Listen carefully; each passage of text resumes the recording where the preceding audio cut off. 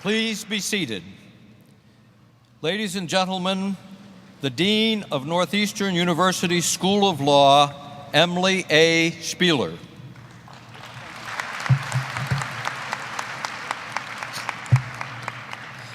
Thank you, Chief Marshal Robinson. First, please join me in welcoming Joseph Aoun, President of Northeastern University, Neil Finnegan, Chairman of the Board, the faculty of the School of Law, other leadership of the university, honored guests, family and friends, and of course, the Northeastern University School of Law class of 2008.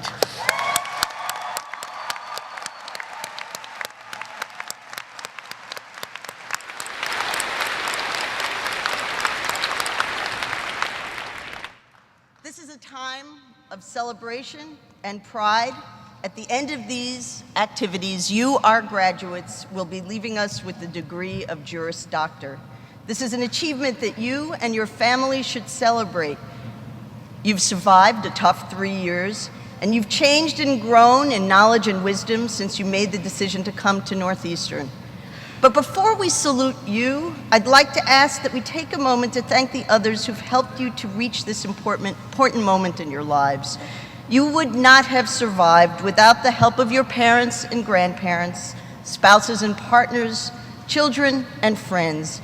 They're the ones who supported you financially, but more important, emotionally, while you worked hard, grappled with new ideas and new thinking, figured out how not only to study, but also how to be a lawyer.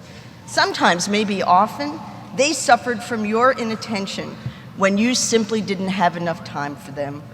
Would the members of the graduating class please rise and turn to face your family and friends? And now, give your family a rousing round of applause.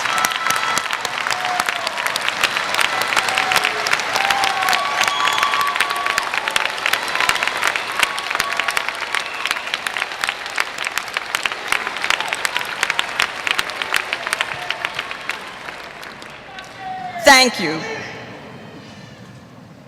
Together, you, your child or partner or friend or parent, and the faculty and staff of the law school, with the help of the university, brought us to this day, a day of celebration.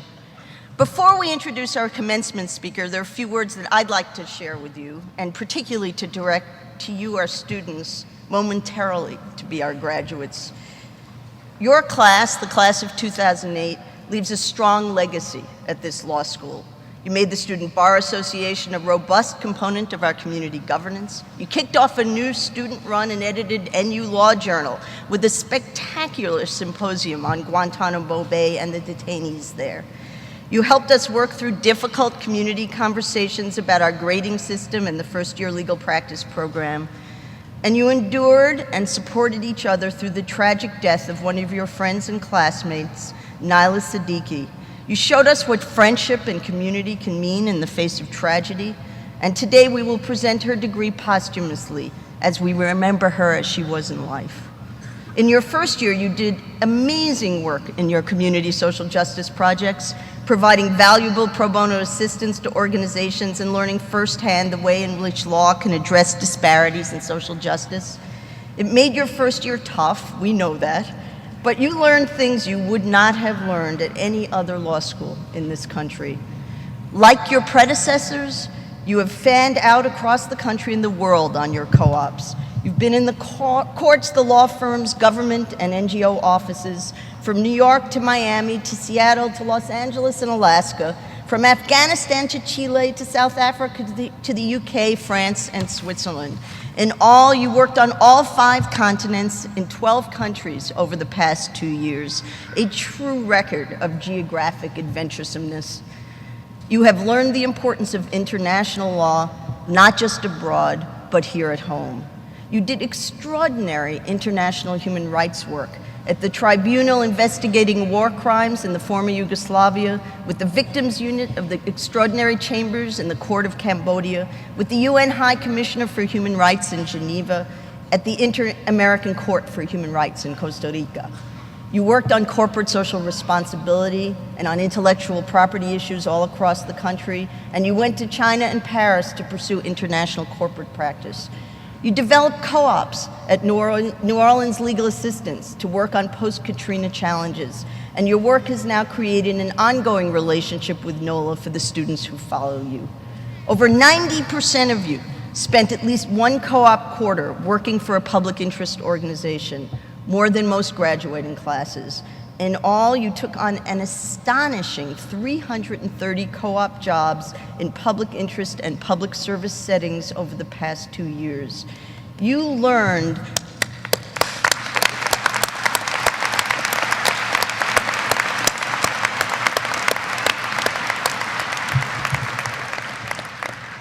not only about the private practice of law, but about the challenges of public service and the difficulty of representing people without economic means. You should feel confident.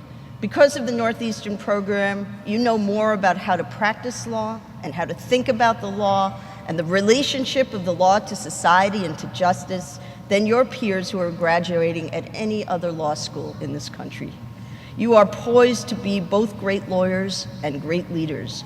You've garnered some of the best postgraduate jobs for law students, from clerkships to positions in some of the great large and small law firms in the US, to competitive public interest fellowships and government honors placements. You have a lot to be proud of, and we are really proud of you.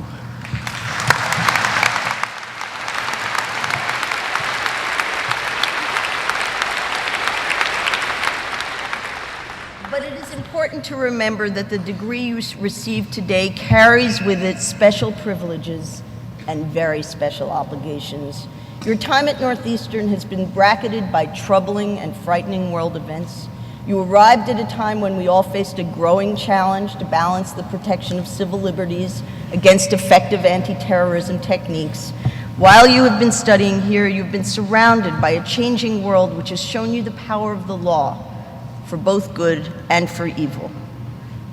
In this environment, the careful study and practice of the law becomes ever more important. We are lucky to live in a country in which we strive to abide by the rule of law. It is through the law that we guarantee basic rights and freedoms, and through the law that we defend these rights. But today we are challenged in this country, as people everywhere are challenged, to ensure that the rule of law also means that we govern ourselves carefully and well. Fear can overwhelm our commitment to the rule of law. It is the role of good lawyers to lead us on the path toward a rule of law that is also a law of justice.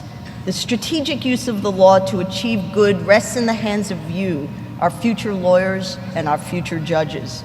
As new lawyers, you join a deeply important profession and tradition. We hope that we have done our job well. We hope that you have learned both the mechanics and the soul of the law.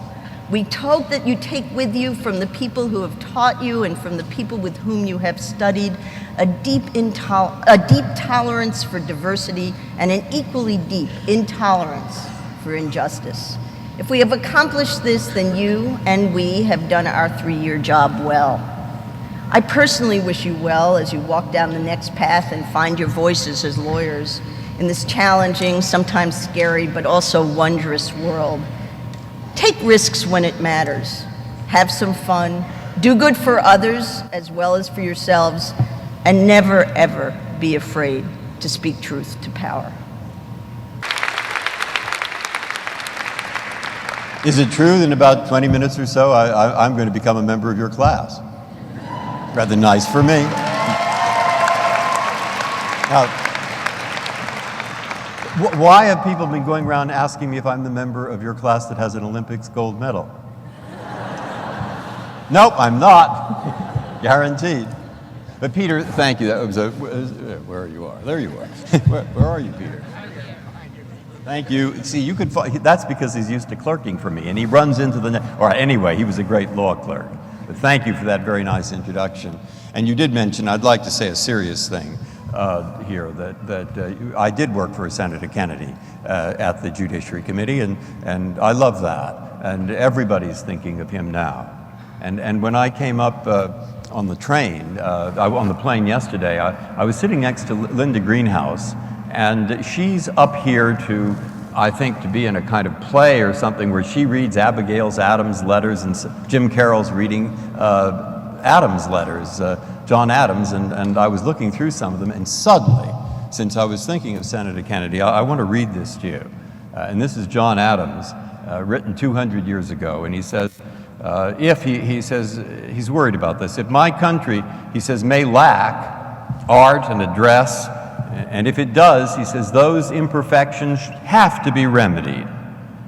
For New England must produce the heroes, the statesmen, the philosophers, or America will make no great figure in the world. And I read that, and I thought of Senator Kennedy, and I thought, John Adams, you don't have to worry.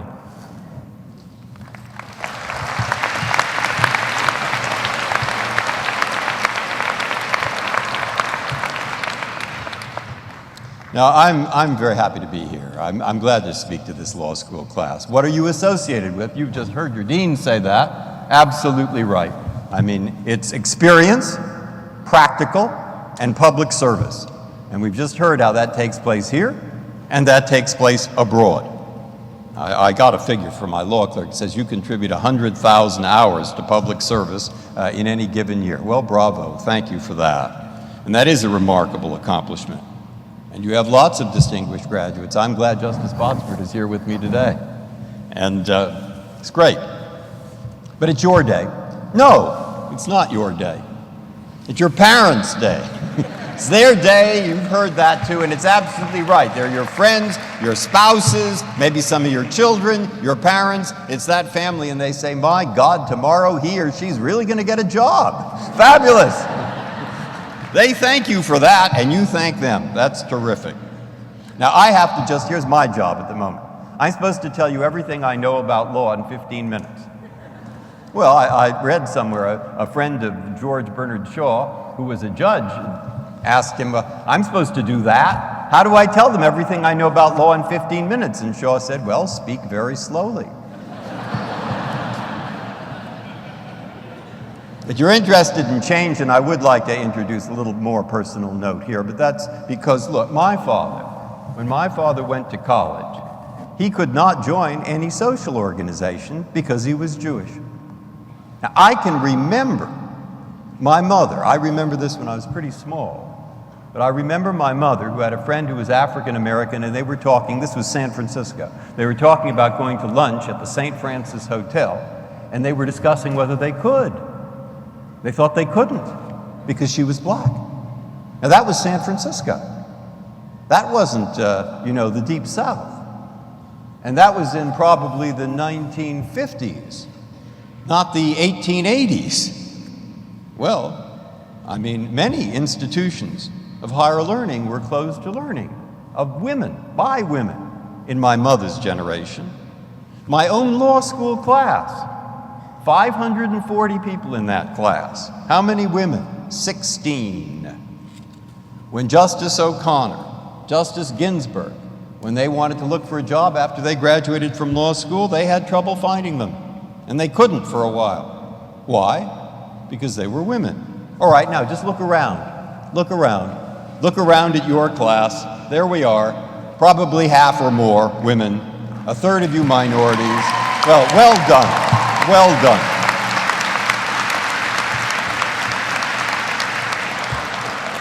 And what you've learned over these past 3 years is that doesn't all happen by magic. You can't just sit there and, it'll happen, it'll be fine. But rather, what's happened reflects individual efforts, collecting efforts, lots of efforts, and you can be that pioneer still because, as you all know, a lot remains to be done. Now, I hope you're going to do it. It's not a prediction. Hard to make predictions. That's what Casey Stengel said.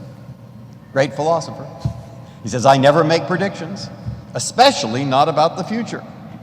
But what I'm hoping that you'll do is just keep in mind your state of mind right now. Remember it. Remember it as you create, and you will create, the story of your own life.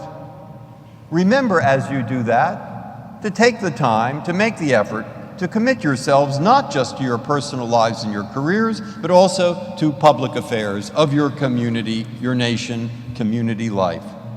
Now, there are many forms, as you know. This you know by heart, because you've lived it. There's so many different ways you can participate in the community. You can do traditional pro bono work. People say now, the ABA says that about 70% or 80% of those even with low incomes who need a lawyer in a civil case can't find it. And law reform is a form of public service, you know that. I got good advice from one of my colleagues in law school when I was teaching. He said, go to ABA meetings, go to those, they're very boring. Don't say I said that. I said, go to those meetings, he said. And he says, learn to love them. You know, Bar Association meetings with their 400,000 members and 600,000 committees. Why go? Because that's where law is made. That, in fact, is where the reform takes place. It's in those discussions. It's in those debates, those committee meetings that the groundwork is done, and then gradually the consensus is built and gradually the change is made. Now, of course, it's easier said than done. Anyone like me can get up now and say, oh, just do all that. But really, what's facing you very often is going into a firm, that can happen, where they will say, we want 2,100 hours billable. Wow. How do you remember all these things with 2,100 billable hours? And one lawyer told me that what that life is like there is like drinking water from a fire hose. Well, how do you do it? And why do it? Can you, if you graduate with a debt of maybe tens of thousands of dollars? Could be huge. Maybe we hope it isn't too huge. But that can happen. And then all this is so much more easier said than done. Well, I say, well, it takes many forms. We had here, as we know, some of us, they have Discovering Justice when you're out there in the law firm. Take a high school class to a court and show them what it's like. They're up here on law day, but still, there are those competing professional needs. And you'll have families, and they take time too. Well, how do you do it? You're asking me how to do it? I don't know. I heard a story by Will Rogers in World War I. Somebody said, you know, there's a terrible problem of U-boats in the North Atlantic, and they're sinking all our ships. Can you think of anything to do about that? He said, Will Rogers said, sure, it's very simple. So what? He said, well, just drain the North Atlantic. He said, well, how are you going to do that? He said, well, that's a problem for the engineers. Okay, there we are. So what can I ask you? I can't, but I can tell you that it's up to you whether the law firm culture evolves. It's up to you, with help from others, whether you take the time in your lives for the career, for the family, and for the community. And everything so far is pushing you to say yes. And then all I'm saying is, it's harder than we all who push you think. And therefore, we hope you'll remember when it gets hard. Now, why do I think in my personal job, like the other judges here, that it's so important for you to take the legal part of this? Because you'll be specialist in law. If you go talking to the high school classes, you're talking about law, you're explaining what it is, you understand the role of law in the community, and why is that so important? Which we rarely question. It's like the air we breathe. But the reason, of course, is we live in a country that believes that and bases its whole life upon that. And that's what we, the judges, see.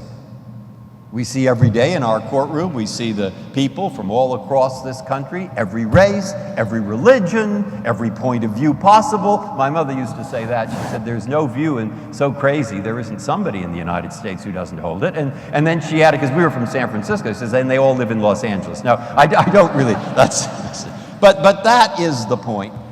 And when I want to get that across to my students, I usually tell them I want to do this in a somewhat story-like way. I tell them, there are three cases I'd like you to remember. The first case I want you to remember took place in the 1830s. And that involved some Cherokee Indians in Georgia. And those Cherokee Indians were being driven out of their land by the Georgians who'd found gold there. Now, they're a pretty civilized group, and they did what any civilized group of people would do. They hired a lawyer. So the lawyer took the case all the way to the Supreme Court, and the Supreme Court eventually said to the Indians, the Cherokees, "You are right. The land is yours." And that's the case about which you may have read, because it's supposedly the case that President Andrew Jackson said John Marshall made his decision, now let him enforce it. And the President of the United States sent troops to Georgia to enforce the law? No, to drive the Indians out, which they did. And they walked along the Trail of Tears all the way to Oklahoma, many dying on the way, and the descendants live there to this day. So I want to keep that case in mind. Then the case I like, which has a happier ending, which took place in my lifetime, is Cooper versus Aaron, which followed soon after Brown versus Board of Education. And my generation remembers that because that was when Governor Faubus was standing in the schoolhouse door in Little Rock and was saying, there will be no black child entering this white school, and he had the state militia with him. Well, I mean, 9 judges in Washington said, do it, but you could have had 900 or 9,000 because he had the state militia. And this time the president, Dwight Eisenhower, made what I think was a far finer decision. And that's when he sent the 101st Airborne, which my generation knew.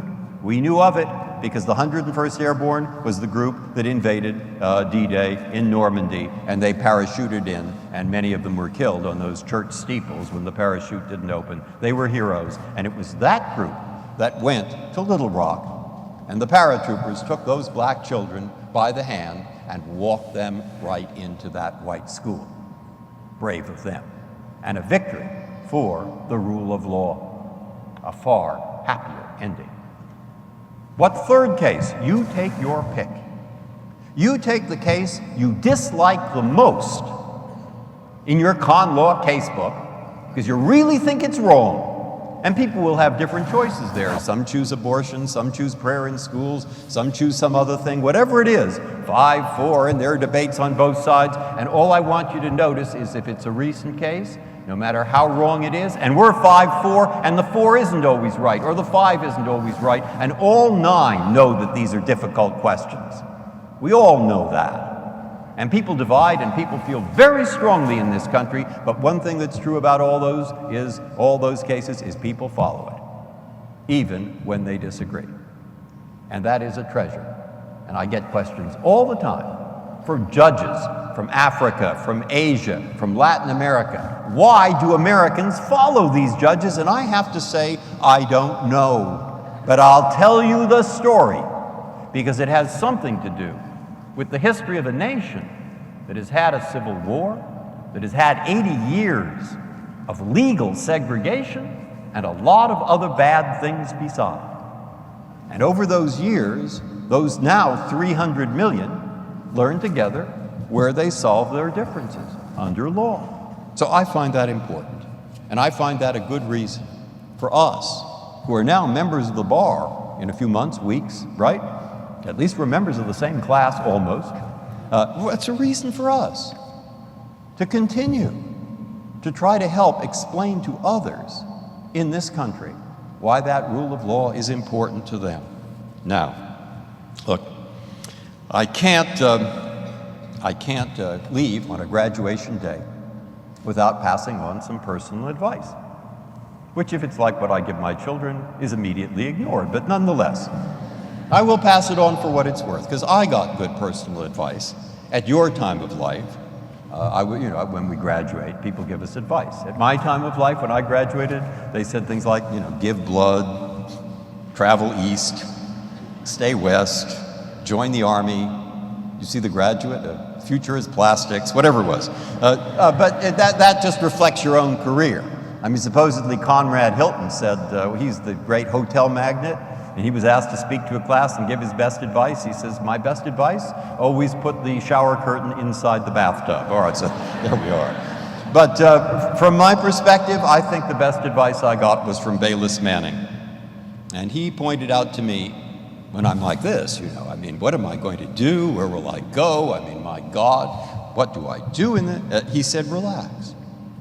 When you make an important decision like that, and it's important, none of us, when we make decisions, know more than about 10% of everything we'd like to know. And there's no way of finding out more. So in that vacuum as to what will happen to us, we simply decide. And agonizing doesn't help. You simply have to choose. But once you choose, your life then shapes itself around that decision, which is fine. And it's the choice, followed by the way life reacts, that creates the story. That's why I started with story, and that's what we tell ourselves. Each one of us, we have a story. It's filled with passion, it has joy, it has happiness, it has some tragedy, and it has some sorrow. And every one of us has a story that's somewhat different from everybody else. The external circumstances are often just beyond our control, but they may matter a lot less than we think. The most important parts, of course, are personal, and that will be your story, a story of family and friends, and not just career, and it'll explain your own justifications to yourself for the choices that you make. And that is what will tell you who you are. We can't escape, if we lack integrity, the negative meaning that that will have when we fail to live up to our own standards of right and wrong. Well, but people say that forever, and it's true. Money can vanish overnight. Power disappears. Reputations evaporate. But character, personal integrity, that's the rock. It stays there. So that's the word I hope resonates. That integrity, public service, those are the words, the labels that I hope will characterize your stories.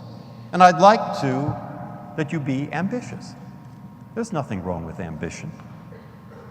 Ambition for yourself, for your profession, for your communities, and for the country of which you are a citizen.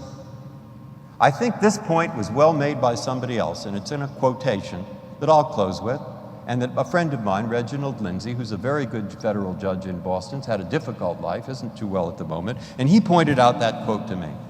And it's Dr. Benjamin Mays who gave this statement and liked to at graduations, and he was president of a college called Morehouse College, and among his students was Dr. Martin Luther King. And here's what he'd tell the graduating class. He said, "The tragedy in life does not lie in not reaching your goal. The tragedy lies in having no goal to reach. It is not a calamity to die with dreams unfulfilled, but it is a calamity not to dream. It is not a disaster to be unable to capture your ideal, but it is a disaster to have no ideal to capture. It is not a disgrace not to reach the stars, but it is a disgrace to have no stars to reach. For it's not failure, it's low aim that's the sin." Now you're going to aim high. I know you will. You'll follow that advice. You've got the training, you have the desire, and you have the ability. Now you have the certificate. Okay, terrific. I congratulate the Northeastern University class of 2008, and I wish each of you a life of passion, action, integrity, participation, a long and fulfilling story.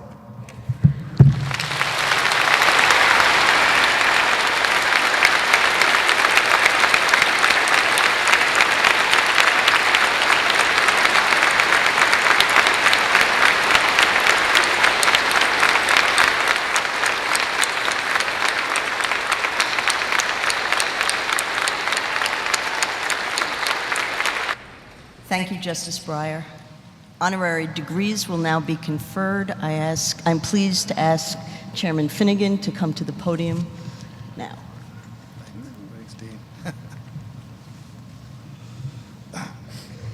Mr. President, the Board of Trustees authorizes you to confer honorary degrees upon the following candidates in recognition of notable achievement in their respective fields. The Honorable Stephen G. Breyer, for the degree of Doctor of Laws, escorted by the Honorable Nani S. Burns and alumna Adrian J. Dudley. The Honorable Margot Botsford for the degree of Doctor of Public Service, escorted by the Honorable Catherine A. White and alumnus Neil Leifer. Mr. President. Yeah, please stay with me here. Thank you.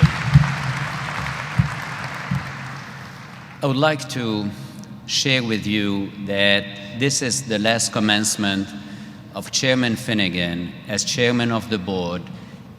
It has been his 40th commencement. Next year, he will serve as chair emeritus and will be back with us. You see that he has a presidential medallion. The first is a recipient of the first presidential medallion in the university. And I think I would like to ask you to join me in thanking him for his leadership and his service and his passion to his alma mater. Neil, thank you.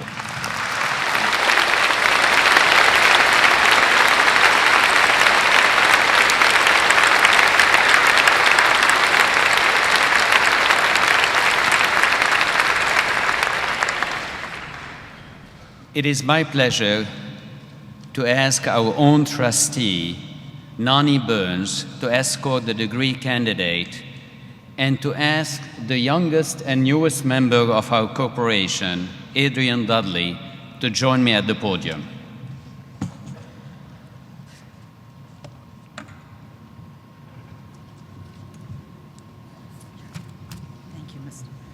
Thank you, Mr. President. Mr. President, I have the honor of presenting the Honorable Stephen G. Breyer for the degree Doctor of Laws.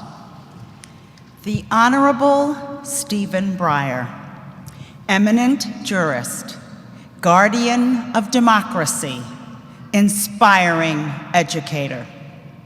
Your intellectual leadership has been a guiding light on our nation's highest courts since your nomination to the U.S. Court of Appeals for the First Circuit, since nominated by President Jimmy Carter nearly 3 decades ago. Your multifaceted life in the law and public service laid the foundation for your calling as a jurist. In every endeavor, your esteem for justice is evident. As Special Assistant to the United States Assistant Attorney General for Antitrust, as Assistant Special Prosecutor on the Watergate Special Prosecution Force, and as Counsel to the U.S. Senate Committee on the Judiciary. Today, as Associate Justice of the United States Supreme Court, your democratic, interpretive philosophy of the Constitution gives life to our laws and brings exceptional insight and wisdom to the court. Because of your contributions as a judge and a scholar and as a teacher and an author, our liberties are given context and citizens are empowered to play an active role in their government. The Honorable, Thank you, Adrian. The Honorable Stephen Breyer, in recognition of your brilliant service to our country's government and your rich contributions to our national jurisprudence, Northeastern University School of Law is pleased to bestow upon you the degree Doctor of Laws. In recognition of this degree, Trustee Burns will vest you with this hood. And now I will come to you and give you the diploma.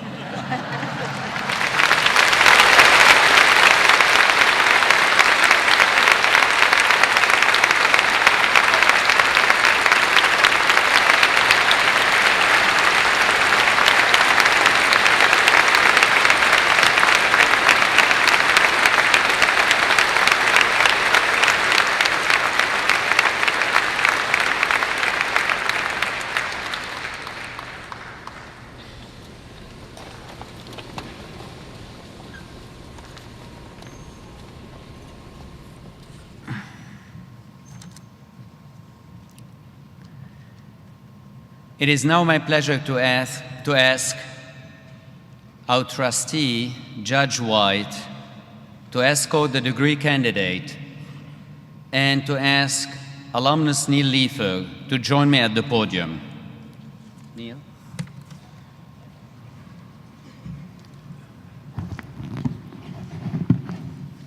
Mr. President, I have the honor of presenting Honorable Margot G. Botsford for the degree Doctor of Public Service.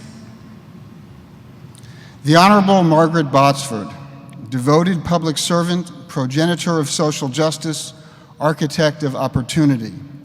Throughout your remarkable career as a lawyer and jurist, you have shown a passionate commitment to serving the public.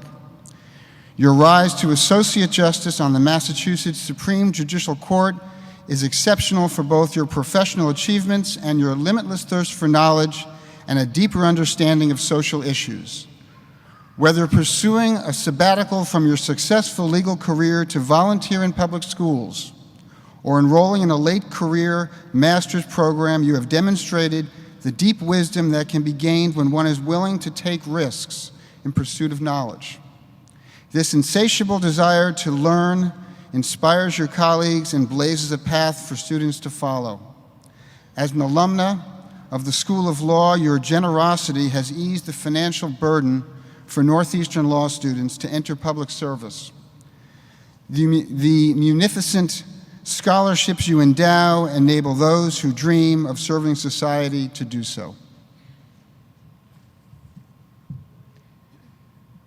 The Honorable Margot Botsford, for your exemplary devotion to the law, justice, and learning, and for your philanthropy in support of the next generation of public servants at your alma mater.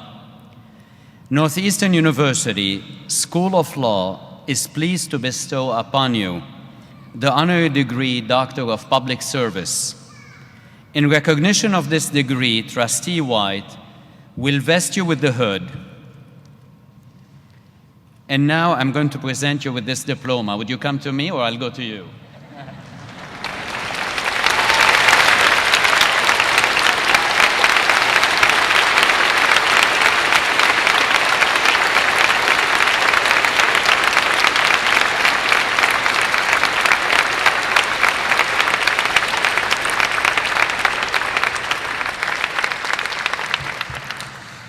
Thank you, class of 2008, for selecting me.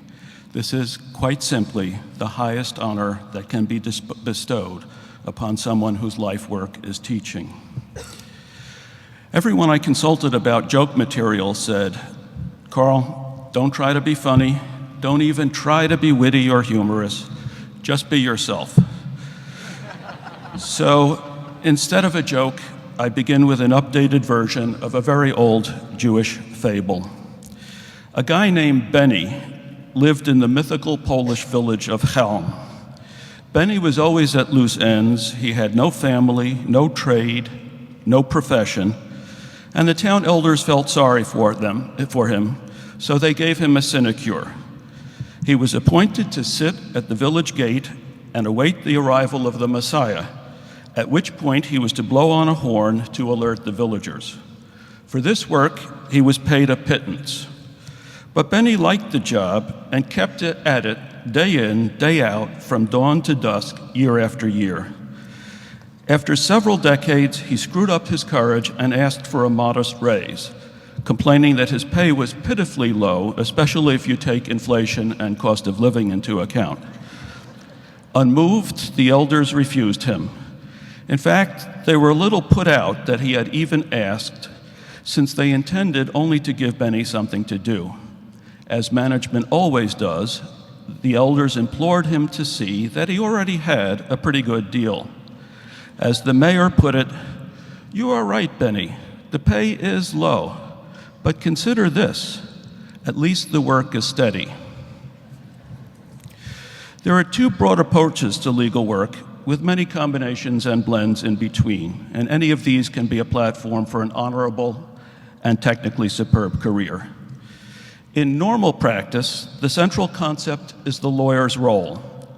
The client comes to the lawyer with fixed and discernible interests, and the lawyer serves those interests within the going legal order, which is commonly known as the system, which has its own established ways of doing things and its fixed boundaries. Lawyers mediate between client need and systemic constraint. Performing this role provides professional and emotional fulfillment and sometimes great financial rewards. Transformative practice begins with different assumptions. Client interest is ambiguous or inchoate. The client's and the attorney's respective needs and sense of identity undergo change in the course of the encounter with the legal process and the experience of representation. As for the system, its boundaries are often indistinct and difficult to locate. Legal rules are shot through with gaps, conflicts, and ambiguities, and they are always in flux. Most people experience the status quo as entrenched and immutable, but transformative lawyers see it as provisional and contingent. Lawyers participate with clients and decision makers in adjusting social and institutional relationships in light of contested and evolving ideas about human possibility and social justice. Creative legal work in the context of popular mobilization can blur, erase, or relocate the lines between the inside and the outside of the system. Transformative practice offers different possibilities of professional and emotional fulfillment, opportunities to contribute to bringing new forms of social organization into being, and doing so in community with clients and others. The legal order is not infinitely malleable, although it is always a matter of guesswork to determine what the constraints and limits are. But on the other hand, the system is much more plastic than most lawyers believe. For those who decide to go down that path, what instincts and skills does transformative lawyering demand? First, transformative lawyers train themselves to envision a different and better world, and to keep one foot in that world and one foot in this one when viewing the existing legal order. Success as a lawyer does not require you to put your imagination on hold. You must cultivate an ability to perform effectively within the legal medium without internalizing its tightly edited scripts and restricted vision. Never merge your person with your role. Work hard to shed the complacent habits of mind that are a symptom of prolonged exposure to legal discourse. The greatest legal transformers function both inside and outside the legal system at the same time. Consider the legal work of Martin Luther King. Dr. King was, of course, not a lawyer, and he is remembered for his contributions to civil rights, peace, and economic justice. Still, he greatly influenced legal development in this country and was a leading proponent of what I call the inside-out law school of jurisprudence. In a famous essay, Dr. King explained and defended his actions in a case that landed him in jail for criminal contempt of a court order banning a peaceful protest march against racial segregation. Dr. King believed that all citizens owe a moral duty to obey the law. He surely believed that the white power structure had a moral duty to obey court-ordered desegregation decrees. But he thought that the law of the Old South was a fortress of racial injustice, and as you all know, he argued that people have a moral right, indeed a moral duty, to disobey unjust laws. In saying this, he conceded that what he and the other marchers did was illegal. Nevertheless, he argued, stepping outside the law through conscientious civil disobedience was justified, at least on that occasion, by reference to transcendent principles of ethics and faith. Somewhat paradoxically, Dr. King also argued, and with equal conviction, that the injunction was plainly unconstitutional, and therefore what the sheriff did was illegal. From this perspective, what the marchers did was perfectly legal, and the Alabama courts erred in enforcing the injunction. He didn't throw in this argument for a rhetorical effect, he actually believed it, and against all odds, his lawyers eventually persuaded 4 justices of the United States Supreme Court to agree to it. Secondly, transformative lawyers search for and uncover the potential for empowerment embedded in every legal and social context. They open up breathing room in the micro contexts of everyday life to contest and dislodge illegitimate hierarchy and entrenched patterns of domination. They invite and assist people in groups to set fear and fatalism aside in order to stake out some space where they can control their destinies.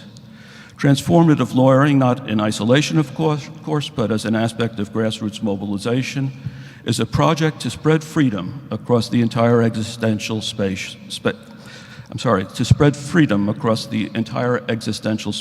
of the world. An account of his work given by an attorney for California Rural Legal Assistance in the 1960s provides an example, one of many I could have chosen, including some I have observed in the work of Northeastern alumni. I picked this one simply because the lawyer, the late Gary Bello, was a teacher I admired and a friend I love. He was also a friend of Justice Breyer's. Describing his work, Gary said, "In Tulare County, I was involved in a lawsuit on behalf of a tenants union attempting to improve conditions in a farm labor camp by withholding rent. I took a deposition from the head of the housing authority which ran the camp at a place where the tenants could come and watch. I insisted that the deposition be taken in front of these tenants so they could see me challenge him, question him, get information from him that they had previously been unable to obtain. They left with the sense that he was not invulnerable and that they were not totally without leverage or protection. It helped them, I think, to continue the fight. It didn't matter that the case went on for 2 years, that the Supreme Court denied certiorari, and that we in fact lost on the legal issue. By the time the Supreme Court did rule, new housing was being built for the residents of the camp. Over $5,000 in money had been returned to them in back rent, and a set of rules and procedures had been agreed upon that would bar any kind of retaliatory evictions in the future. Third, to practice transformatively, you must hone your moral sensibility, and you must not flinch in the presence of injustice. You must resist the immense pressures you will feel to conform to and identify with the conventional roles and rewards the profession offers. You must train yourself to speak and act against injustice even when you are frightened about the personal consequences. I hasten to add the obvious qualifiers. Yes, of course, good lawyers are flexible problem solvers and they pick their battles carefully. You need to know when to hold them and when to fold them. Still, at some point, probably sooner than you think, a client or an adversary or a decision maker is going to ask you to do something that you know in your heart is wrong. Don't ever do it. It's not worth it. In that situation, your moral commitments and intuitions are always a surer guide of how to act than the standards of conventional practice. I would not be true to this advice or to myself if I did not now speak publicly against a great injustice of our time. Your entire legal education occurred under the shadow of the Iraq War. The Iraq War is illegal. It is cruel beyond words, both to the Iraqi people and to America's military families. But most relevant here, among its other baneful effects, the war and the ethical climate it has generated in this country have corrupted the legal order and mocked the rule of law.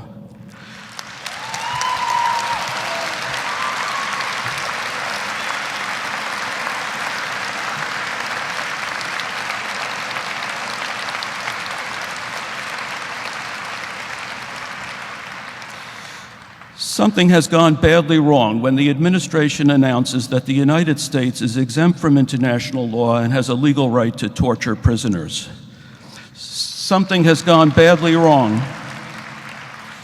Something has gone badly wrong in our country when the president asserts the authority to lock designated individuals away in Guantanamo, and as my colleague Dan Williams says, to treat them as having lost the right to have rights. That is, to treat them as less than human beings solely because the president deems them so.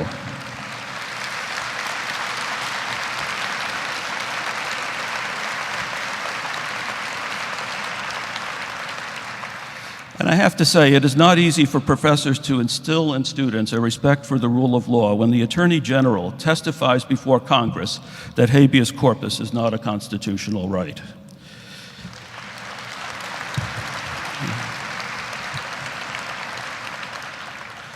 The war and many other events going on around us provide ample cause for despair, but there are always reasons for hope. As Walter Benjamin taught, it is for the sake of those without hope that hope is given to us. In 1994, when I was an election observer in Soweto, South Africa, the air was so thick with hope I felt I could reach out and grab it. People queued up as far as the eye could see. Some waited online all night. Young men carried their grandparents to the polls on their backs. For the first time in their lives, these people were going to vote. Closer to home, consider this. When we were in law school, the topic of gay marriage was not in the curriculum. It was in the closet. Nobody talked about it. I don't know if anybody even dreamed about it. During your entire legal education, gay and lesbian couples have enjoyed a legal right to marry in the Commonwealth of Massachusetts, and I see California is now coming along.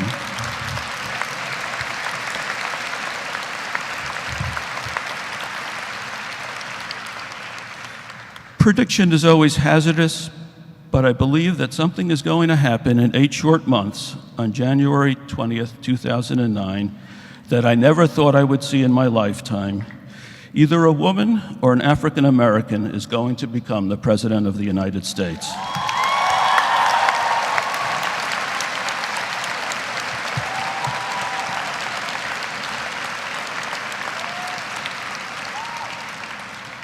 I feel rage about the war, but pessimism is no part of my message.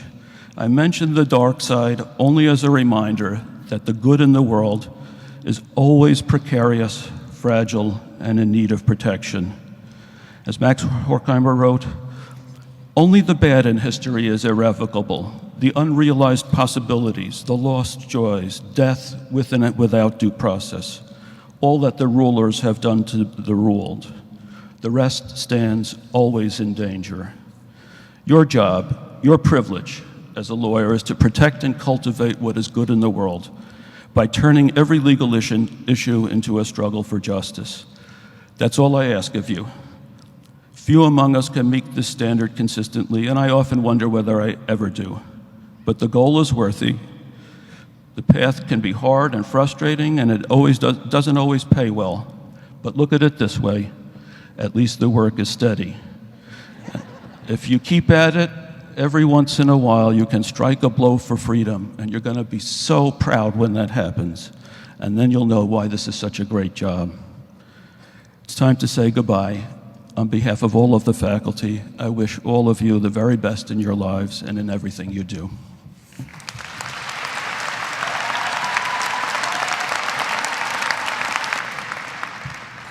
Good afternoon, class of 2008, distinguished guests, family, friends, faculty, staff, and supporters. This is a day we have anxiously been awaiting for, and the day is H-E-R-E.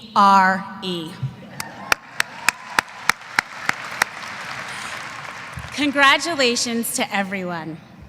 It has been 2 years, 8 months, and 24 days, or a total of 23,941 hours since we first entered the halls of Northeastern to get our picture taken for the Facebook. And look at us now, ready, willing, able, and certainly eager to begin the next chapter of our lives with the letters JD following our names and the degree to go along with it. How awesome is that?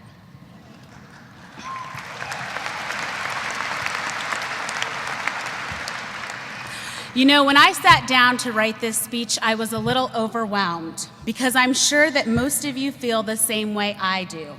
The last 3 years have been some of the most defining in my life.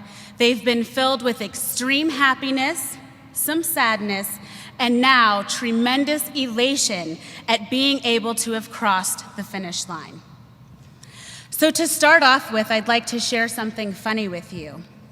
Back in February, when I was honored to be selected as the fall-spring graduation speaker, I thought I would have all these novel things to say to my classmates. And when I sat down to write this speech, it was so hard. Like, what was I thinking? To get up in front of all these people and impart some wisdom, and in front of Justice Breyer, nevertheless. This was no easy feat. However, once I sat down, I thought long and hard, and I asked myself a simple question. Aisha, what is it that you want to say to your fellow classmates before we all depart, head to our own corners of the earth, and start studying our butts off for the bar? I thought about it a lot, and it involved 3 questions. First, what did we start with? Second, what did we gain? And third, where are we going?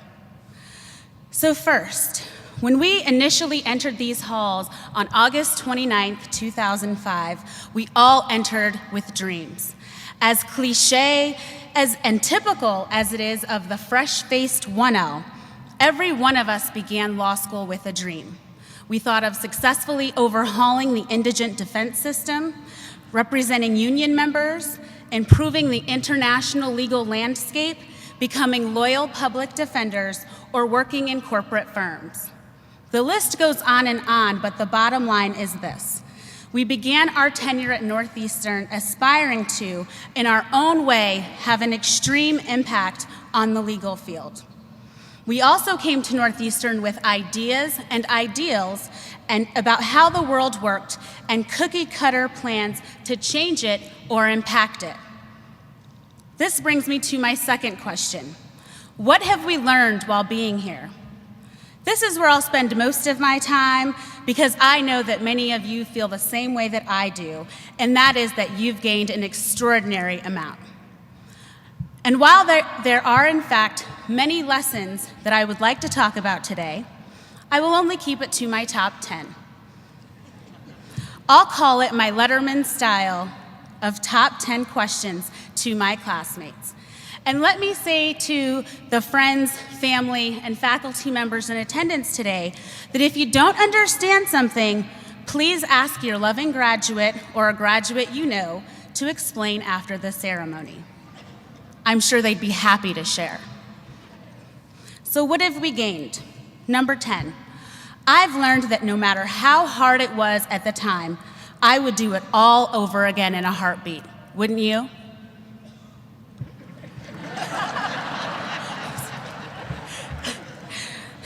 Which brings me to number 9. At the same time, I think I've realized that law school is a once-in-a-lifetime feat that I don't ever want to do again.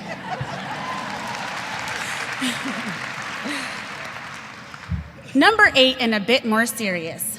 Even though everyone complained obsessively about LCD, is it possible that you really learned something first year when you took it? And even if it was something small about you, don't you hope that life allows you to experience something like that again, where you walk away more enlightened than before?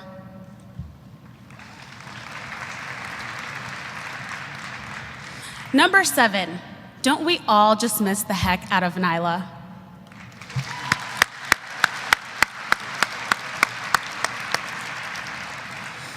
Number 6, aren't you going to miss your law school friends who got you through your breakdowns, your joys, like a wedding, and who just held you up while together you got through law school amidst the unpredictableness of life?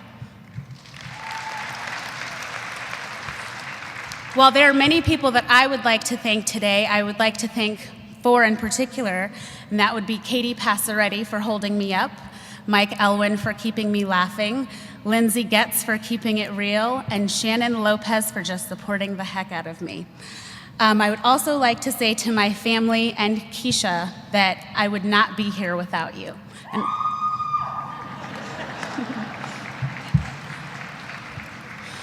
Number 5, isn't it weird how the people you first met in law school and thought were a little strange or you just didn't like ended up becoming your good, if not your best friends?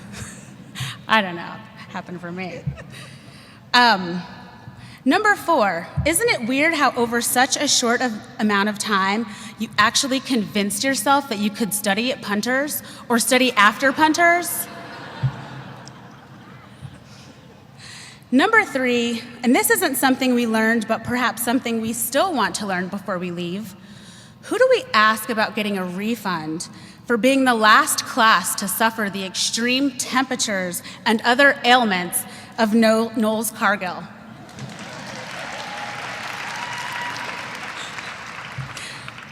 Number 2,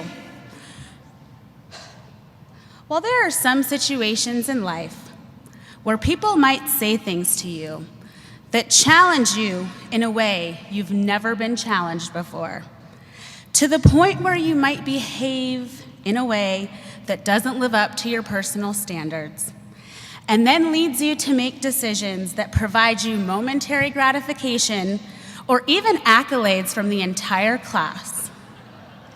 Don't some of you think that making a peaceful decision might be a better course of action?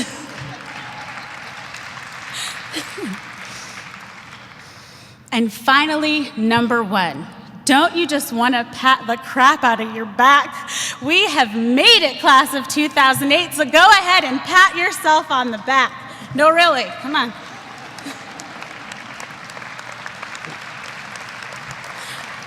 I don't know how many of you had doubts about making it to today, but I know that I did. So finally, class of 2008, I've asked you 2 questions. What did we start with, and what did we gain? I conclude by asking you one final question, and that is, where are we going? And I would like to end by sharing my 3 wishes for where it is that I hope that we're going. Number 1, we've all heard that lawyers can be a bit pretentious. Northeastern lawyers are a different breed. In fact, we are known in the field for being real, i.e. kind, thoughtful, and generous. I hope that each of you lives up to the bar set by our predecessors.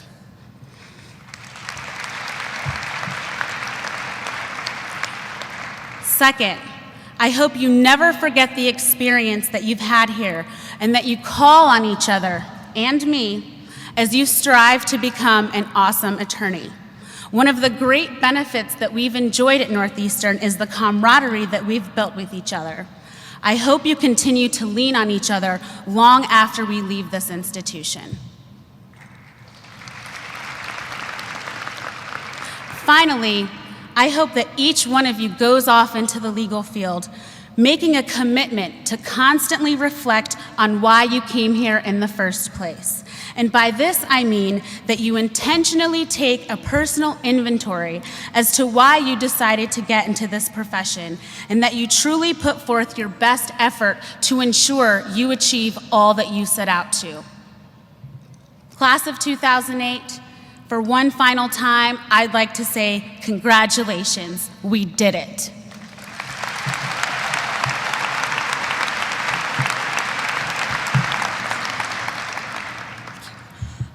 Fellow graduates, Dean Spieler, Professor Clare, Justice Breyer, Justice Botsford, faculty and staff, and all of our other distinguished guests, mom and dad, parents and friends, good afternoon. Today we ascend from the purgatorial realm of the legal academy and commence our lives as lawyers. The test of a first-rate intelligence is the ability to hold 2 opposed ideas in mind at the same time and still retain the ability to function. One should, for example, be able to see that things are hopeless and yet be determined to make them otherwise. I came across that quote from F. Scott Fitzgerald recently in an advertisement for an art exhibition called Hopeless and Otherwise. The curators touted the exhibition as provoking the following questions. What does it mean to be an American now? And why would one want to identify as such amid the current maelstrom of international bile directed at this country? What is the point of speaking out? Contemplating these queries, I couldn't help but wonder whether the position of the lawyer in American society is not dissimilar to the position of the American vis-a-vis the international perspective. What does it mean to be an American now? Last summer, I co-opted in London, and before I went, I was warned repeatedly from parties from all walks of life that I would garner profound animus throughout Europe by sheer virtue of the fact that I am a U.S. national, and that my safest bet was to hook it up with one of those Canadian flag patches and sew it to my backpack. I dismissed this ruse as obvious and unimaginative, but I was not above responding 3 hours outside of Toronto whenever anyone asked me where I originally hail from, which I acknowledge is intellectually dishonest, but a technically true representation of my upstate New York background. However, my actual knowledge of the scene in Toronto is extremely limited at best, which made this subterfuge practically untenable in the face of any follow-up questions. Furthermore, the more I thought about it, the more indignant I became that I should have to disclaim my heritage and exhaust myself making up bold-faced lies about my exciting life as a Canadian in the Toronto metropole, simply because some of my disproportionately influential countrymen have been cavorting on the international playground in a most unbecoming manner. As it happened, I think I gained more respect after I embraced my true identity and came out as an American.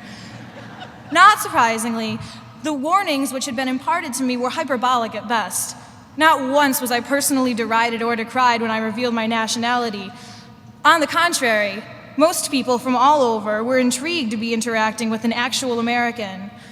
By and large, their prejudices, as it were the same. The general sentiment was that America, the concept, is grand, but the current American government is misguided at best and despicable at worst. Most of the Europeans with whom I had interacted had limited to no acquaintance with actual American people, but on the whole they presumed we can't be so different from people everywhere, that the policies of our current ruling elite are not representative of the principles of the vast majority. In retrospect, I recognize that, on top of the fact that I just couldn't hack it as a faux Canadian, there was nothing to be gained from dissociating from my American identity. Indeed, it's imperative that I and others like me speak out. We have direct control over how Americans on the whole are perceived via our personal impressions. We can either sew Canadian flags on our book bags and allow no occasion for a perception of Americans as nothing but gas-guzzling, gun-toting, right-wing ideologues to be corrected, or we can stand up, be reasonable, polite, and respectful, maybe even sophisticated and intellectual, and proudly say this is what an American looks like. So too is the case of the practice of law. What does it mean to be a lawyer, and who would want to identify as such? The situation is actually intensified in the context of being a lawyer versus being an American. We can't help that we were born on US soil, but we are actively choosing to become lawyers. Personally, I've been struggling to resolve my feelings over the fact that I'm 23 and I've acquired $175,000 in educational debt, expressly so I can practice in the most socially disparaged of all the learned professions.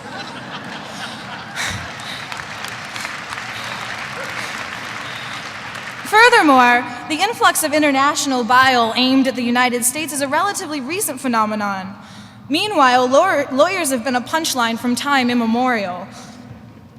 Perhaps the common criticisms that are so frequently laid into lawyers are misapplied to all lawyers, when the appropriate targets are actually just lawyers who do not possess a first-rate intelligence. Lawyers who cannot or will not hold two opposing ideas in mind at the same time.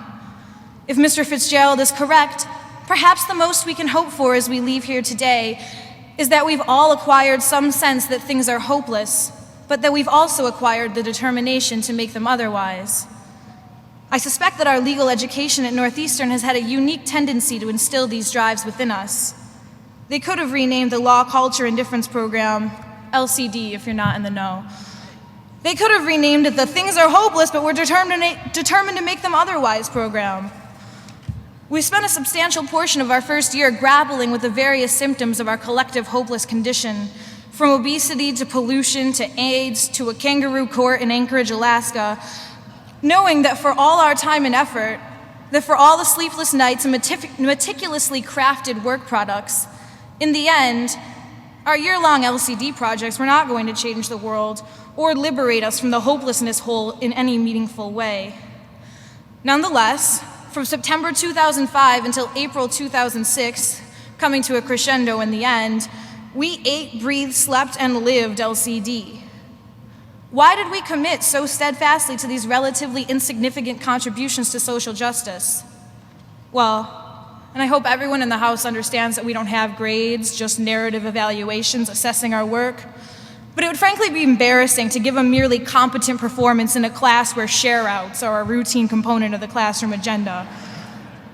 But more than that, I think many of us realized our potential as lawyers of first-rate intelligence during the LCD ordeal. We were constantly holding two opposed ideas in mind at the same time. LCD is so dumb. We have share-outs, for crying out loud. How much substantive work do I actually have to do to perform satisfactorily in this class? But I'm still going to sit up until 3 o'clock in the morning revising these rules of evidence again and again until I think they would be sufficiently comprehensible to a 12-year-old.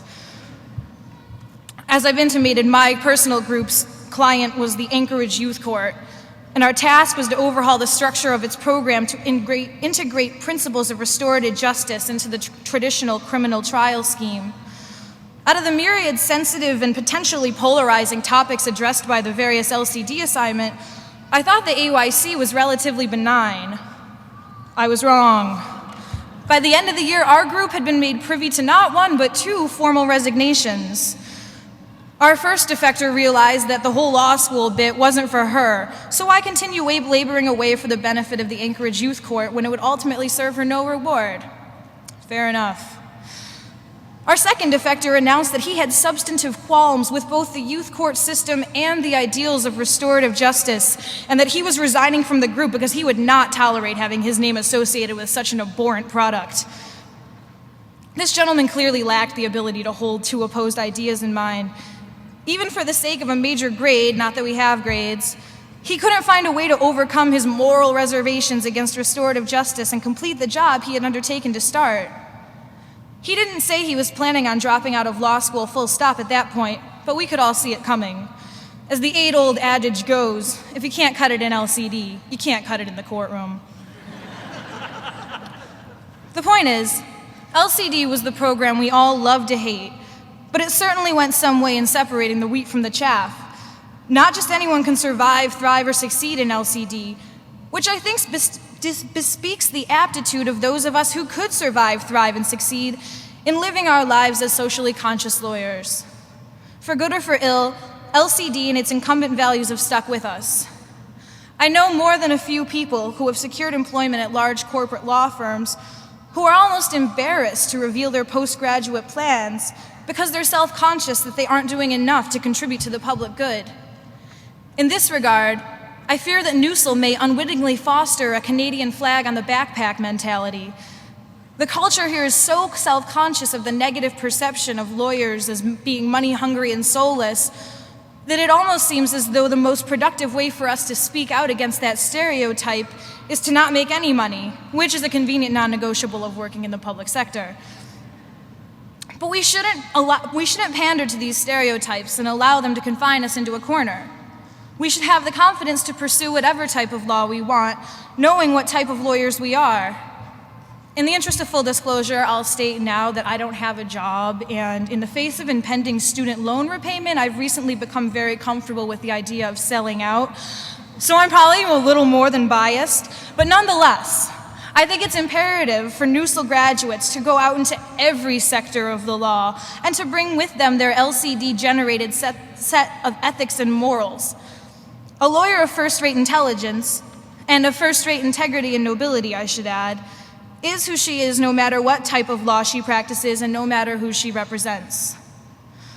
I'd like to close by congratulating my fellow graduates and urging us all to embrace our identities as lawyers and to use our words, deeds, and choices to redefine what kind of person a lawyer is.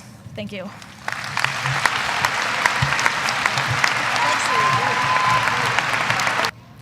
Will the candidates for the degree of Juris Doctor please rise and remain standing until your degree has been conferred?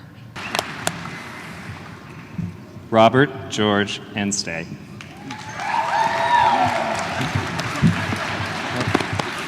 Congratulations, ma'am. Christina M. Arenas. Congratulations. Eric Attilano.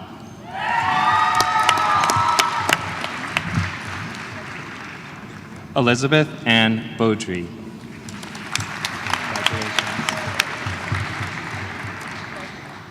Mariah Howitt Berger.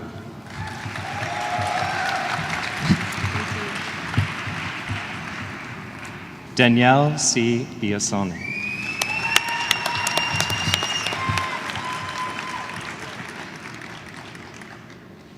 Alexandra Cara Muller.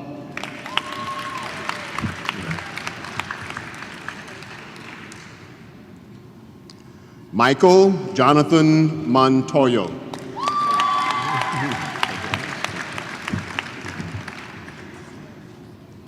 Matthew D. Moore.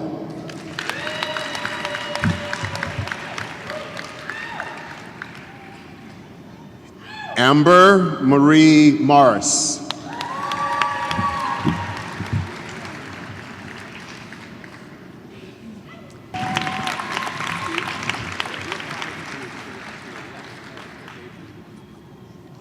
Krishna Sampath.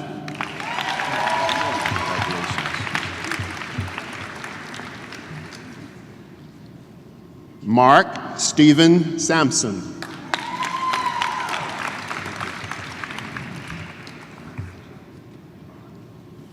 Gregoire Sotar.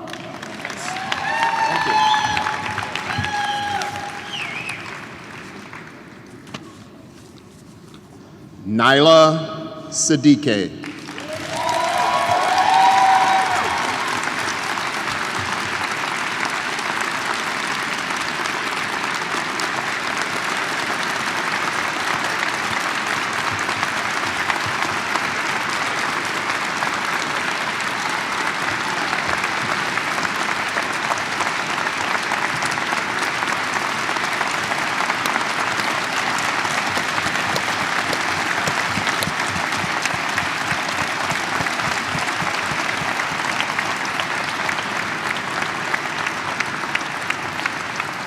I'd like to ask, as we remember Nyla, that we just take a moment of silence before we continue with the awarding of and handing out of the degrees.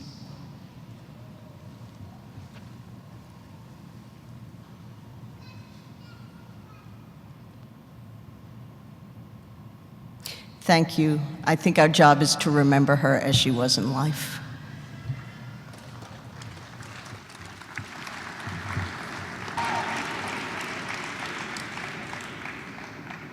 Layla Wands.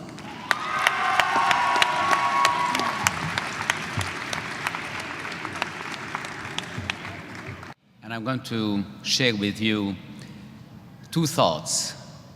The first is based on a speech that 2 years ago the Honorable Breyer gave, and I was fortunate to listen to it. And he was focusing and extolling the virtue of looking at other legal systems in the world.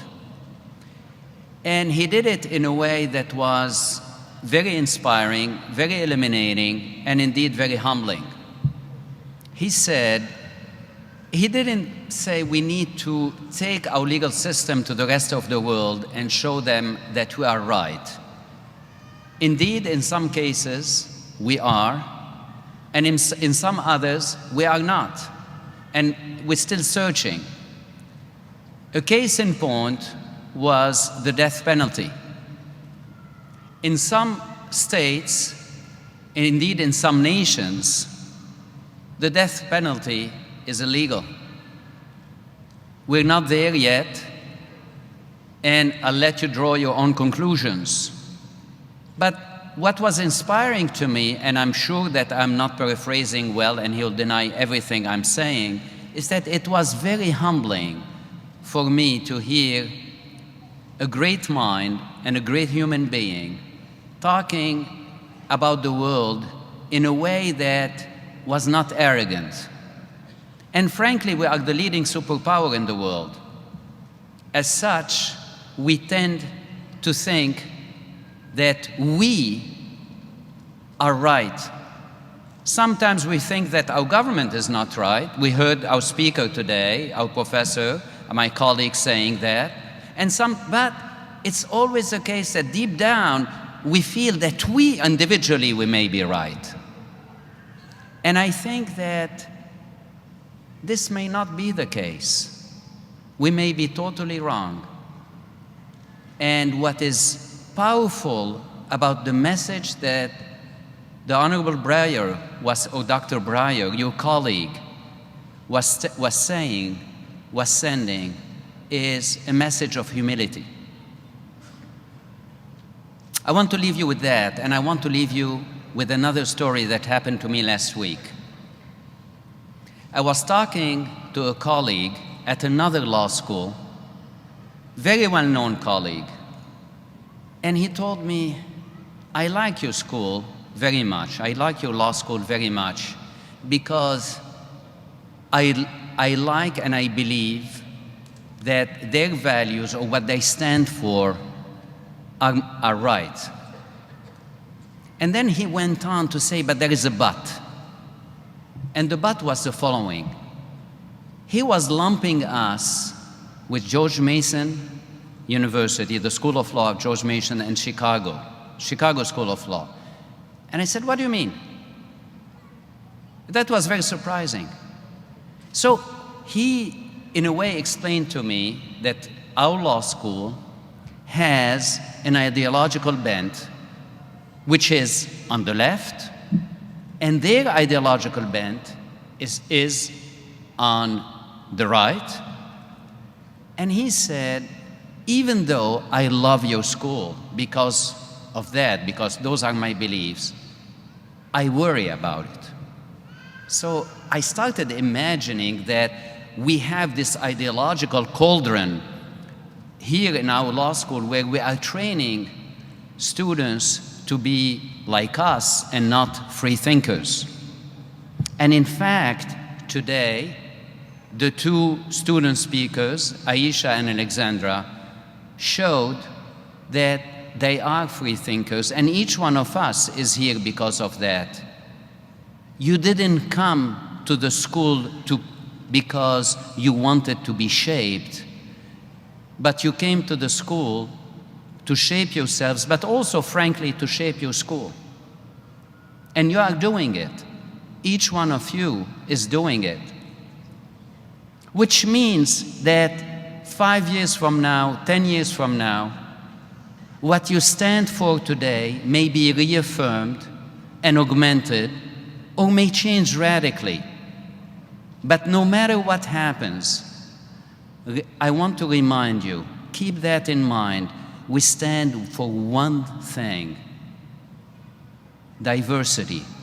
And diversity in all its forms. Diversity, ethnic diversity, racial diversity, diversity of intellect and approaches. And it's important for me to tell you that because no matter who you become, this will always be home. Graduates of our great law school, I salute you and I wish you the best.